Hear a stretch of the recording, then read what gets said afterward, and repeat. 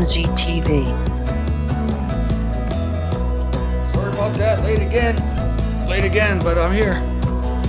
Hi everybody, Martin Zender reporting for duty here in South Florida at the edge of the bottom of the peninsula.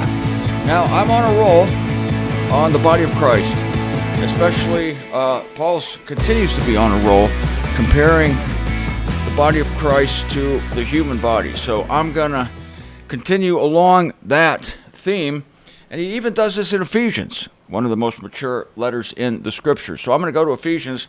I'm going to start in chapter 4, verse 1. I am entreating you then, I, prisoner of the Lord, to walk worthily of the calling with which you were called. Don't worry about that. He's entreating us. This is not the law of Moses. The law of Moses would say, walk worthily or else. So don't get nervous about that. With all humility and meekness, with patience, bearing with one another in love. Please let us bear with one another in love. I exhort you. Endeavoring to keep the unity of the Spirit with the tie of peace. We don't have to make the unity of the Spirit. The Spirit already unifies us. We just have to keep it. How do you keep it? I guess it's the kind of a thing where you just acknowledge it exists. God makes the unity. I guess you can lose that in the same way you can fall out of grace. Grace still exists. You just fall out of a realization of it. You try to accomplish something in the flesh, like getting everybody together all the time. It's like, no, just keep what already exists by the grace of God with the tie of peace. Please be at peace with one another. And I know this is easier to do when you know that the time is short. One body, one spirit, according as you are called also with one expectation of your calling, one Lord, one faith, one baptism, one God and Father of all, who is over all and through all and in all.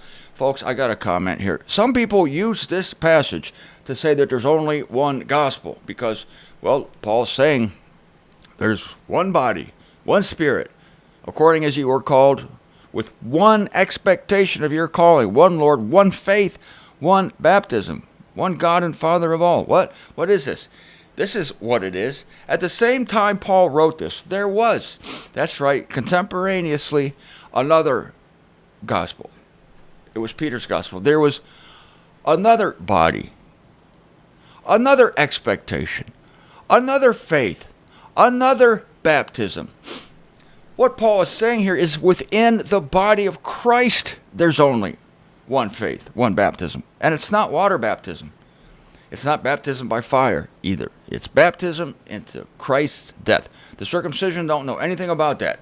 So don't get hung up with these ones here. It's one within the body of Christ. Because some people would even say that within the body of Christ, there are separations, there are distinctions. Paul's saying within the body of Christ, that's like somebody in the Marine Corps saying, in the Marine Corps, there's, let's say you are in the Marine Corps. You join up. There's Gomer Pyle over here. Sergeant Carter is your drill sergeant. Say in the Marine, there's one motto, one creed, one anthem, one uniform, one purpose. But wait a minute. Doesn't the Navy also exist? Doesn't the Army also exist? What about the Air Force? Yes, they all have one anthem, one purpose, one uniform. So, you see what I mean? Within the body of Christ, it's one. Don't let anybody split the body of Christ. Especially don't let anybody tell you that Paul's letters are split in half, and half of them don't apply to us. We've talked about that before. Don't let it happen.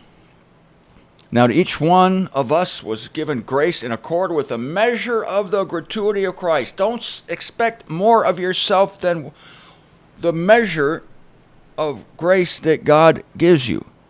Grace in accord with the measure of the gratuity of Christ. The gratuity.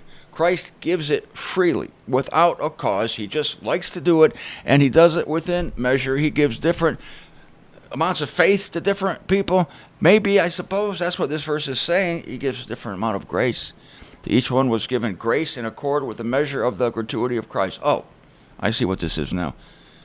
It gives you the grace to dispense. He's talking about loving other members of the body of Christ, being at peace, showing grace to all, but as best that you can. Sometimes you can't work up to grace. God gives to each the measure of grace, just as he gives the measure of faith. Wherefore he is saying, ascending on high, he captures captivity, gives gifts to mankind. I want to skip 8, 9, 10, and 11, and 12. No, just to 11. I'm going to drop down to verse 12 because of time and because I really want to get to this human body aspect. So now let's go to 11. The same one gives these indeed as apostles, these as prophets, these as evangelists, yet these as pastors and teachers. Oh, by the way, there are no more apostles and prophets anymore. Those belong to the foundation. Today there are still these gifts: evangelism, pastors, and teachers. Apostles and prophets, again, were part of the foundation. I can't think of the verse. I'll look it up and put it down here. I believe it's in Ephesians. Toward what? For what purpose does God give pastors? A pastor cares for you. A teacher teaches you. An evangelist spreads the good news of the gospel of Paul. Doesn't let law come into it at all. Keeps Peter's letters away from it. John's letters away from it. And certainly James's letters away from it. For what purpose? Toward the adjusting of the saints. See, I'm into that big time. I want you to be adjusted. I want you to be rooted and grounded in the truth. Toward the adjusting of the saints, for the work of dispensing, for the upbuilding of the body of Christ. I don't want to tear anybody down. I want to build everybody up. It makes me happy to hear that you are at peace with one another. And I exhort you to be at peace with one another, to keep the unity of the faith. And keep Paul. Many are turning away from Paul. I got a lot to tell you. There are so many people turning away from Paul, and I have a suspicion about this. I'm going to hold this out on you, but think about it. I'll give you a little hint.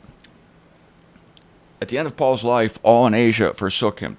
They were dropping like flies back in Paul's day. Why were they dropping like flies back then? I think the law was too attractive.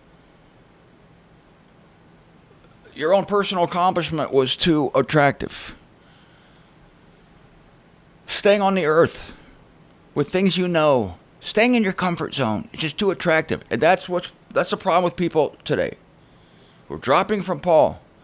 They don't want a celestial destiny. It's too cold and dark up there, Martin. I like the earth. I like old terra firma. I want to visit the home where I was raised. I think there's this emotional attachment to earth. People can't accept Paul's gospel. Anyway, they're dropping. I'm going to get into that more next week. Unto the end that we should all attain to the unity of the faith. I want this for us. I want us to all believe the same thing. People think that's bad for some reason. Well, we all can't believe the same thing. Why? Yes. Unity of the faith and of the realization of the Son of God to a mature man. I would like to bring everyone to maturity, to the measure of the stature of the complement of Christ. Why? That we may by no means still be minors, surging hither and thither. This is what minors do. They surge hither and thither. They're carried about by every wind of teaching. They hear something, a wind comes by, something different, something new. Oh, that's exciting. Oh, there's only one gospel. Oh, Paul's not all that special. By human caprice, yes, people have very clever ways of pulling you hither and thither and blowing you around. By craftiness with a view to the systematizing of the deception. The ultimate example of that is organized religion, but there is some of it even in our own camp. There are organized presentations of deceptive teachings. And that's part of it too. I know it's not as crazy, it's not as bad as the organized religion, but we have to be aware of this. And really, Paul is talking about, now that I think about it, Paul is talking about the body of Christ. This is insular, this teaching here. All right, I'm going to pick up tomorrow with verse 15. My computer is glitching. I don't know why. I've had to start this video 4 times. But anyway, I'm doing the best I can here. Tomorrow we're going to get into the nuts and bolts, the nitty gritty of how Paul really anatomically compares the human body to the body of Christ. And it opens up great veins of truth. Veins, get it? Veins